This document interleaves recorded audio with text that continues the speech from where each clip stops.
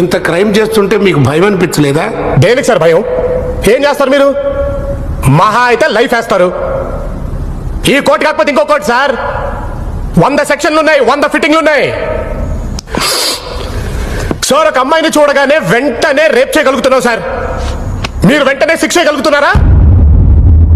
ఇంతెందుకు sir, తప్పు చేసామని మేము ఒప్పేసుకుంటున్నాం. రేపో ఎల్లుండో 2 రోజుల్లో మీరు మమ్మల్ని ఉరి తీయగలుగుతారా? భారతదేశంలో ఎప్పుడు ఇలా జరగలేదు. 2 రోజులు ఊరు ఎలా తీస్తామని మీరే అంటారు సార్. ఆల్రెడీ ఈ కంట్రీలో ఉరి శిక్ష పడ్డ ఖైదీలు 52 మంది ఉన్నారు సార్.